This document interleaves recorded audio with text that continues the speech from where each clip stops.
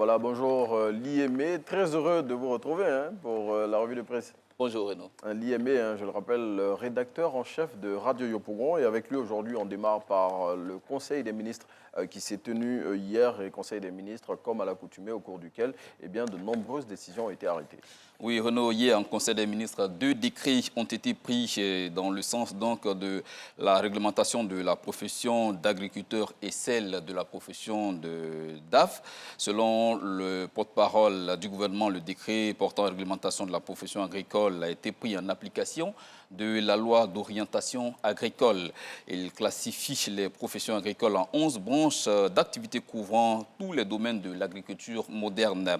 S'agissant de la profession de DAF, le porte-parole du gouvernement a révélé que celle-ci est exclusivement destinée aux fonctionnaires des catégories A, grade A4 à A7, issus des emplois d'administrateurs des services financiers et des emplois d'administrateurs civils ou d'ingénieurs ayant respectivement 5 années à 7 années au moins dans une administration financière chargée de l'élaboration, du suivi et de l'exécution du budget de l'État. Bon, donc désormais, toutes ces deux professions qui sont réglementées pour le secteur agricole, c'est une bonne nouvelle, l'IME. Oui, justement, il s'agit donc de revaloriser la profession agricole. On connaît l'importance de l'agriculture dans l'économie de la Côte d'Ivoire. Oui. Justement, il faut donc créer de bien meilleures conditions de travail pour les agriculteurs, donc améliorer les conditions dans ce secteur important de l'économie ivoirienne. Cela passe également par l'identification de tous les acteurs de ce secteur-là et le décret mentionne que toutes les personnes désireuses d'exercer dans cette profession-là doivent être immatriculées dans les registres des chambres d'agriculture de Côte d'Ivoire pour être reconnues comme telles. Cela permet également de bénéficier de tous les avantages liés à la profession. En tout cas, très bonne nouvelle pour les agriculteurs qui vont progressivement, selon l'État ivoirien, sortir du secteur informel pour mieux les structurer, car, on le rappelle, l'économie de ce pays, on l'a toujours dit, repose sur l'agriculture. On parle du plan national de développement 2021-2025, dont la ministre Kabaniale a expliqué les grands enjeux. Hier, c'était au cours d'une rencontre avec l'Expression, et c'est avec plutôt la presse, et c'est l'Expression qui nous en parle. Justement, Renaud, le PND 2021-2025 va accélérer la transformation et l'industrialisation de la Côte d'Ivoire. Ces propos sont de Nialé Kaba, ministre du Plan et du Développement. Un groupe consultatif pour le financement de ce plan va se tenir le 15 juin prochain à l'Hôtel Ivoire. Cette rencontre va donner l'occasion à la Côte d'Ivoire de présenter aux partenaires sa vision et sa stratégie pour atteindre ses objectifs de développement et de croissance. Selon la ministre Nialé Kaba, il est prévu sur la période 2021-2025 des investissements de près de 59 000 milliards de francs CFA, dont 74% d'investissements privés. Oui, ces investissements qui vont permettre d'améliorer de façon substantielle le vécu des populations ivoiriennes. Et donc, ce groupe consultatif, vous avez dit qu'il va se tenir le 15 de ce mois. Ça va permettre de mettre en place tout ce qu'il faut pour permettre de mobiliser les 59 000 milliards, somme assez rondelette, pour permettre de financer ce plan national de développement. Justement, c'est un plan rondement préparé donc, par le gouvernement qui va être présenté aux différents partenaires au développement. Il s'articule autour de 5 grands piliers qui vont permettre donc la restructuration de l'économie ivoirienne, et c'est sur la base de ce plan-là donc Nialé Kaba compte inviter les partenaires au développement à venir donc investir en Côte d'Ivoire. En tout cas, investir en Côte d'Ivoire, et c'est tout ce que l'on espérait bien. L'IME, le Fonds monétaire international, a une mission actuellement en Côte d'Ivoire, et cette mission, planche sur la question de la lutte contre le blanchiment des capitaux. Oui, Renaud, ouverture des travaux d'experts évaluateurs du FMI à Abidjan dans le cadre de la lutte contre le blanchiment des capitaux et le financement du terrorisme en Côte d'Ivoire, tu l'as dit, et dans le cadre donc du second cycle de l'évaluation mutuelle du dispositif de lutte contre le blanchiment d'argent et le financement du terrorisme de la Côte d'Ivoire. Une équipe d'experts évaluateurs du FMI est sur le sol ivoirien depuis le 5 juin dernier.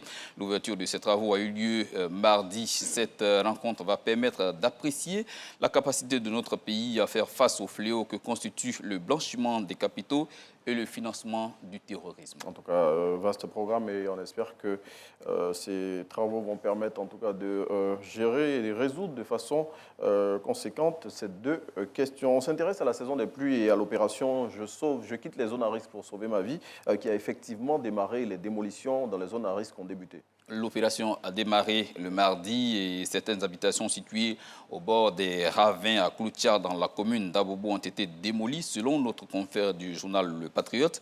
Il s'agit ici de sauver des vies en cette saison des pluies selon le ministre Bouaké Fofana de l'hydraulique, de l'assainissement et de la salubrité.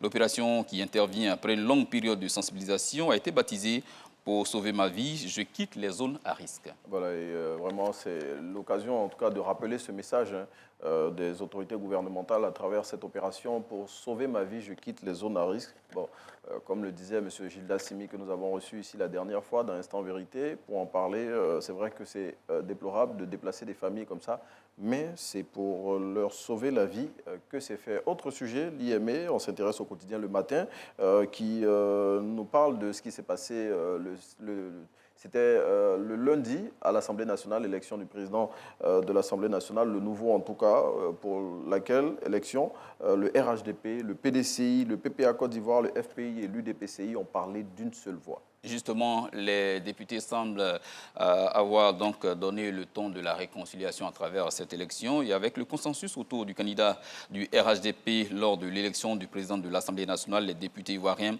ont donné un coup d'accélérateur au processus de réconciliation nationale enclenché dans notre pays.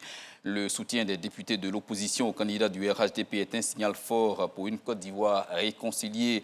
Le chef de l'État ivoirien peut s'en féliciter, lui qui a initié le dialogue politique dont les fruits sont déjà perceptibles. En tout cas, fruits perceptibles, et c'est l'un des fruits de ce dialogue politique-là, ce consensus qu'il y a eu autour de la candidature de M. Adama Bictogo, nouveau président de l'Assemblée nationale en remplacement de feu Amadou Soumaoro. Mais on referme cette intégrale de la revue de presse en sport. Et les éléphants de Côte d'Ivoire, après leur brillante victoire le vendredi dernier face aux Chipolopoulos de la Zambie, affrontent le Lesotho aujourd'hui. Deuxième test pour Jean-Louis Gasset. Renaud, justement, le match se joue à Johannesburg, en Afrique du Sud. Et c'est un deuxième test pour Jean-Louis Gasset, tu l'as dit, le sélectionneur des éléphants de Côte d'Ivoire. L'adversaire n'est pas d'un gros calibre, mais ce match peut être pour le coach l'occasion de faire sa revue des troupes. Le technicien français n'a pas eu assez de temps de préparation avec ses garçons. Il pourra profiter donc de cette rencontre pour régler certains automatismes. Pour rappel, les éléphants ont battu la Zambie lors de la première journée disputée à Yamoussoukro il y a de cela une semaine. Oui, 3 buts à 1. On se rappelle encore le but de Christian Kwame, un super but de la tête. On espère voir des buts comme ça aujourd'hui à Johannesburg parce que la rencontre va se dérouler en Afrique du Sud parce que Lesotho n'a pas de oui, stade voilà, les stades des stades de ce pays-là ne sont pas conformes aux standards de la FIFA. La Côte d'Ivoire aussi a connu ses difficultés avec plusieurs matchs qui ont été disputés au Bénin. Voilà, donc aujourd'hui, plusieurs pays sont comme ça sous le coup de cette situation-là. On espère que ces pays-là pourront travailler pour se remettre à niveau. Pour nous, en tout cas, on attend ce soir que les éléphants fassent une brillante prestation. Oui. Gasset a les hommes pour, il jouera donc ce rôle de coordinateur, de faire en sorte que la machine trouve les automatismes nécessaires pour que la Côte d'Ivoire puisse retrouver à plusieurs fois le chemin des filets. Il y a l'effectif pour, il y a les hommes pour. Je pense que ce soir, la Côte d'Ivoire devrait pouvoir donner, les éléphants devraient pouvoir donner le sourire aux Ivoiriens. En tout cas, on attend tous de sourire ce soir. Début de la rencontre, 17h en temps universel. Et puis le coach pourra bénéficier de la présence de Faye Mers qui a rejoint le groupe voilà, en début de semaine. Et il va effectivement prendre part à ce voyage en Afrique du Sud. Le staff est complet désormais. Faye, on l'a dit, il arrive en tant qu'adjoint de Gasset, mais il aura également à charge la sélection à prime. Il fait déjà ses pas auprès de cette sélection-là en compagnie de Jean-Louis Gasset en attendant les prochains rassemblements avec l'équipe A-Prime dont il aura exclusivement la charge. En tout cas, Faye Mers qui va apporter lui aussi sa grinta, on l'imagine, lui qui connaît bien cette sélection des éléphants de Côte d'Ivoire. Et donc, on souhaite encore bonne chance aux éléphants de Côte d'Ivoire et on attend un second résultat, même si, bon, on l'a dit, ça ne compte pas véritablement ces victoires, mais on a besoin de gagner voilà, pour rassurer les troupes et surtout rassurer les Ivoiriens. Voilà.